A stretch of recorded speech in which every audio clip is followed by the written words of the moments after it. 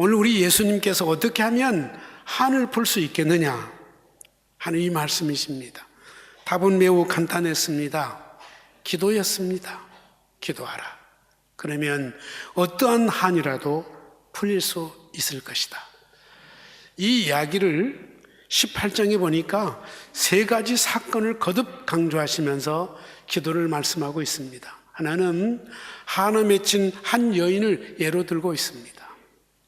또 하나는 바리새인의 기도와 세례의 기도를 대비시키면서 누구의 기도가 응답받았느냐, 진짜 기도냐, 자랑스러운 바리새인의 기도가 아니고 나는 죄인입니다 라고 고개 숙인 자의 세례의 기도를 하나님이 들어주셨다.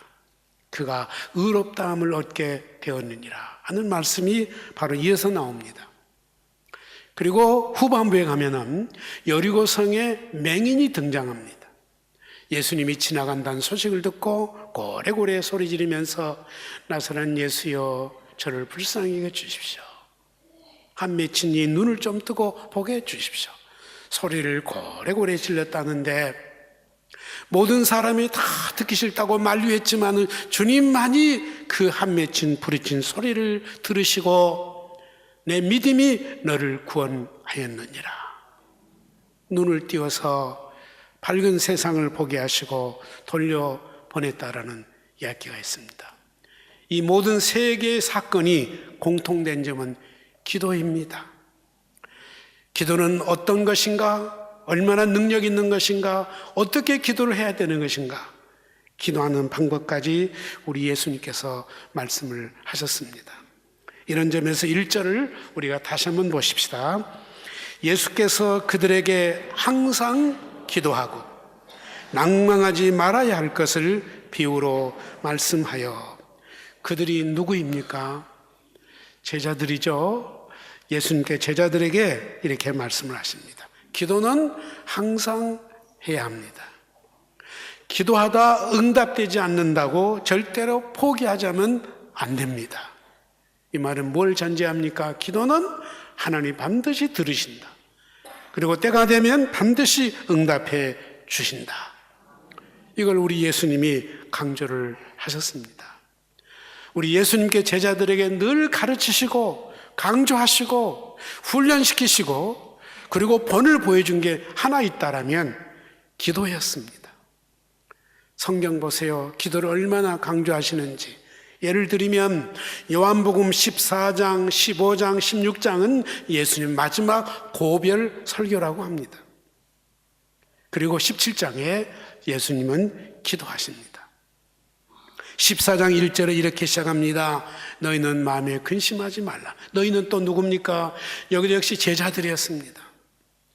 제자들의 마음을 헤아려 보신 예수님.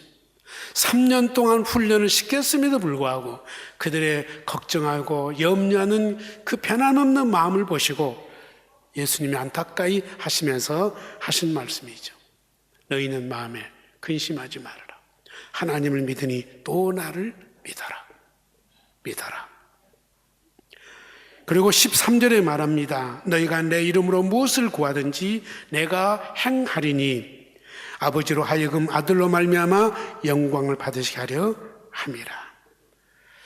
참 부담스러운 말입니다. 너희가 내 이름으로 무엇이든지 구해봐. 그러면 내가 행할 거야. 얼마나 부담스러운 이야기입니까? 왜 기도를 해야 되느냐? 왜 기도를 응답받아야 되느냐? 중요한 이유, 하나님의 영광을 돌리기 위해서, 하나님께서 영광 받으시기 위해서. 기도의 목적이 분명한 거예요. 우리 좋자고 기도한 거 아니에요. 나 좋자고 기도한 게 아닙니다. 내 원한을 풀게 하는 것이 아닙니다. 내 속에 상처 원한을 푸는 이유는 하나님께 영광 돌리기 위해서, 참으로 깨닫고 감사를 드리면서 누리면서 행복하게 살아야 하나님께 영광이 되기 때문에 그런 거라고 말씀을 하고 있습니다. 바로 이어서 14절에 보면 내 이름으로 무엇이든지 내게 구하면 내가 시행할, 똑같은 말을 또 반복하십니다. 강조하신 것이죠. 그리고 15장 7절에 넘어가면 너희가 내 안에 거하고 내 말이 너희 안에 거하면 무엇이든지 또 말합니다. 원하는 대로 구하라. 그리하면 이루리라. 16장 24절에 지금까지 너희가 내 이름으로 아무것도 구하지 아니하였으나 구하라 또 나옵니다. 그리하면 받으리라. 너희 기쁨이 충만하리라. 아멘입니다. 이렇게 말씀하시고 예수님께서 17장 1절에 바로 이어서 예수께서 이 말씀을 하시고, 예수님은 말쟁이가 아니세요. 요즘 예수 믿는 사람, 그런 말쟁이, 말 잘한 사람 보고 꼭 목사 같다고 그래요. 이게 문제입니다. 예수님 절대로 많은 말씀을 하셨을지라도 말쟁이가 아닙니다. 말했으면 책임지시고 그대로 행동으로 본을 보여주셨습니다. 이 말씀을 하시고 눈을 들어 하늘을 우러러 이르시되 아버지여 때가 이르렀사오니 아들을 영화롭게 하사 아들로 아버지를 영화롭게 하게 하옵소서. 이렇게 기도를 드리십니다. 예수님의 마지막 기도의 핵심은 첫째가 아버지였습니다. 아버지를 염려합니다. 내가 어떻게 해야 아버지께 영광을 올려드릴 수 있겠습니까? 아버지께서 내게 하라고 하신 그 일을 내가 이름으로 아버지께 영광 되기를 원합니다. 그리고 제자들을 위해서 기도합니다. 앞으로 예수 믿을 우리까지 다 포함해서 예수님은 하나님께 기도를 올려드리십니다. 그리고 겟세마네 동산에 가셨습니다. 또 열심히 기도하셨습니다. 그리고 십자가에 달렸습니다. 여러분 아시죠? 십자가에서 마지막 남긴 말이 뭐였습니까? 기도였습니다. 아버지여 내 영혼을 아버지께 부탁하나이다. 기도였습니다. 이만큼 우리 신앙생활에 기도라고 하는 것은 이만큼 중요한 것입니다.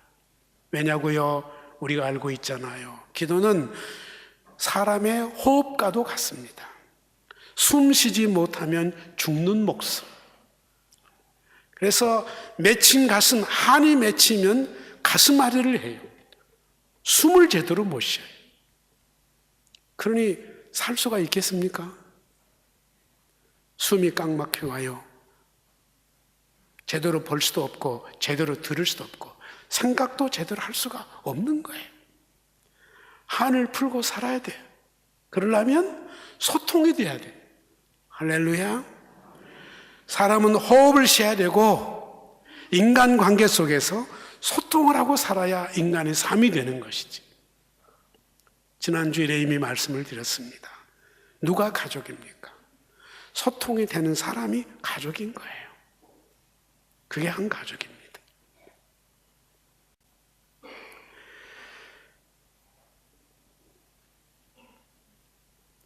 사람이 마지막 죽으면서의 모습을 상상해 보세요. 길을 쓰면서 눈을 부릅뜨면서 누구를 보려고 찾습니까? 가족입니다. 그 무엇도 아닙니다. 가족의 옆에 있나 없나를 봅니다. 눈을 맞추려고 애를 씁니다. 마지막까지 한마디라도 하려고 혼신을 더합니다. 소통하고 싶어서, 확인하고 싶어서.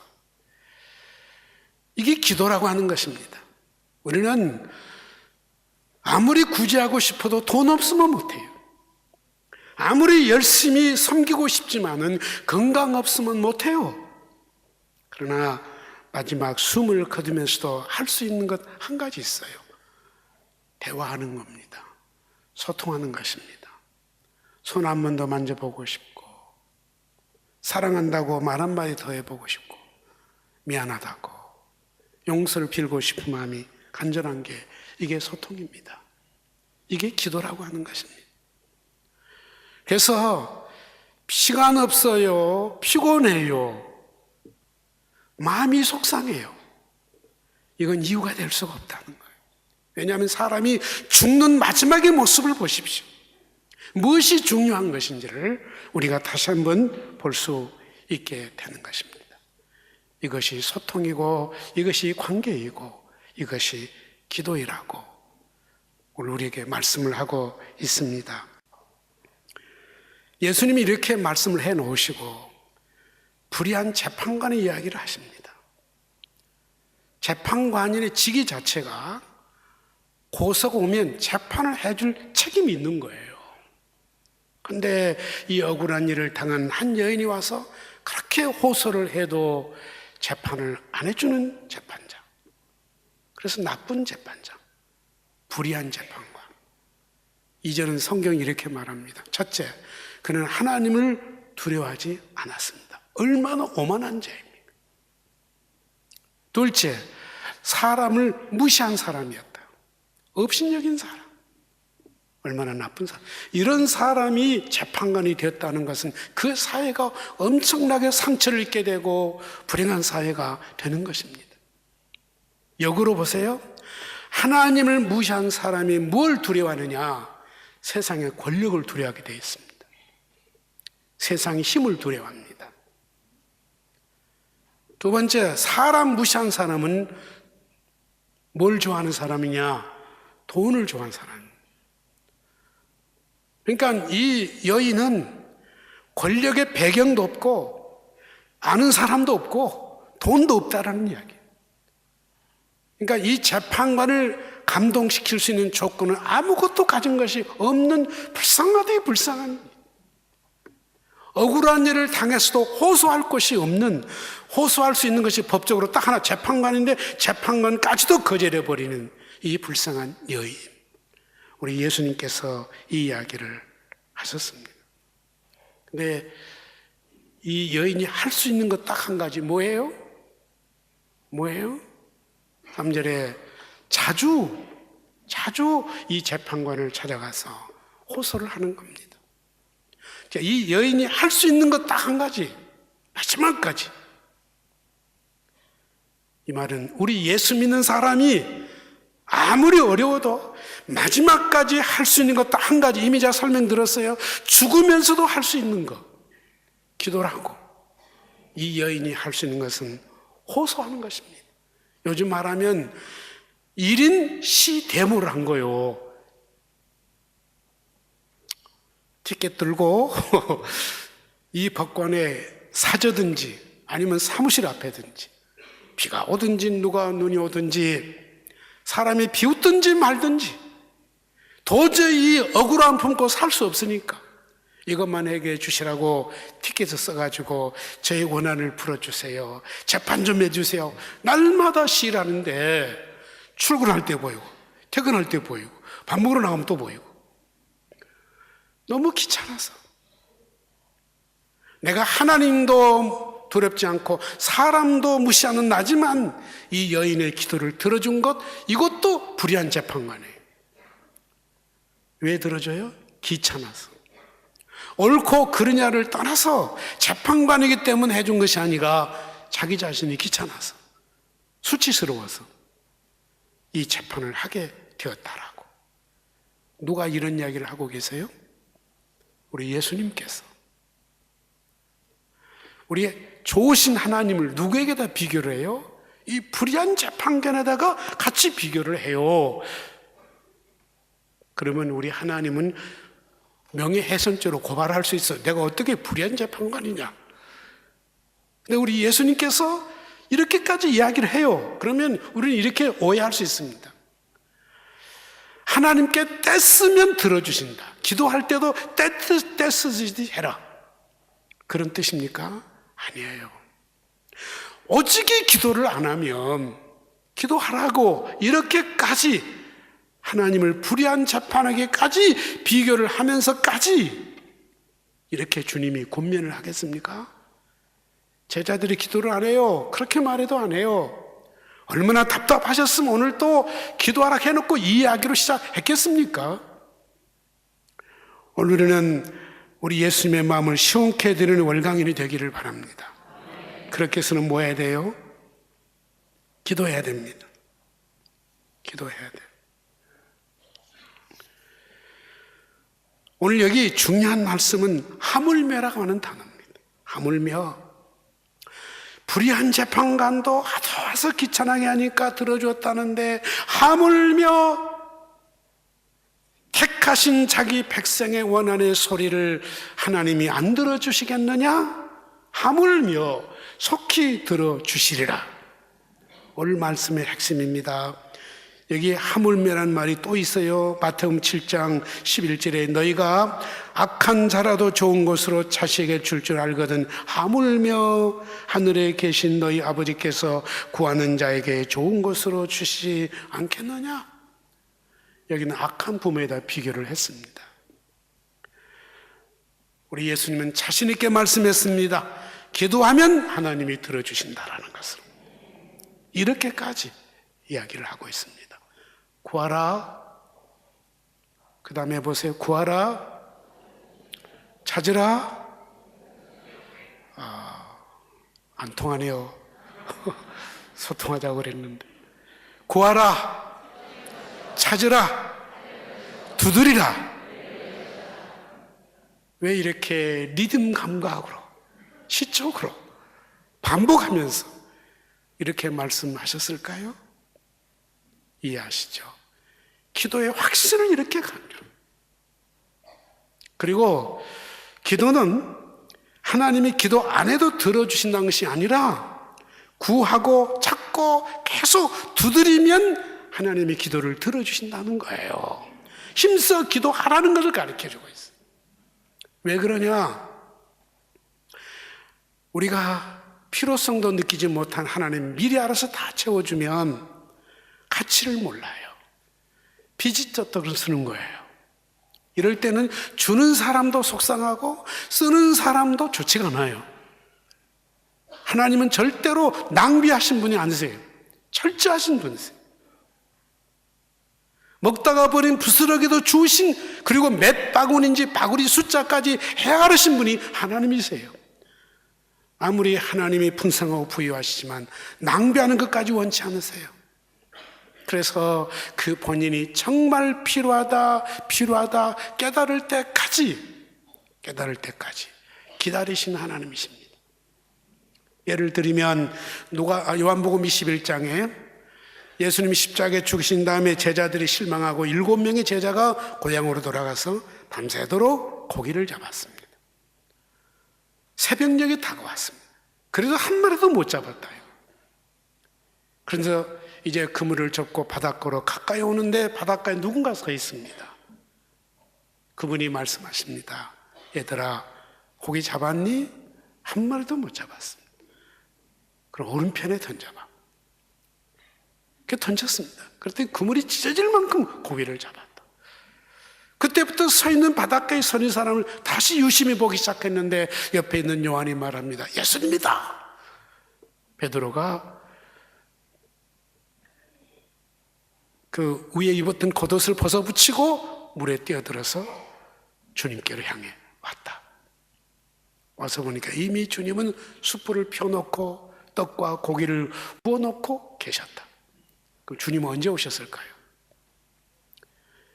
새벽녘 올 때 다 끝날 때 딱 맞춰서 오셨을까요? 미리 오셨을까요? 미리 오셨다는 이야기. 제자들이 밤새도록 그물을 던지는 것을 이미 오셔서 다 지켜보고 계셨다 이거예요. 근데 모른 척하고 계셨어.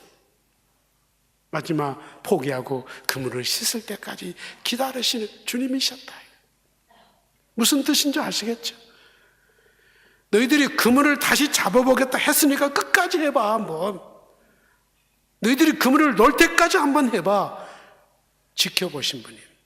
이럴 때 빨리 답을 주는 것보다 지켜보신 것 훨씬 힘들 것입니다. 그게 부모의 마음입니다. 저는 학교를 해봅니다. 느낍니다.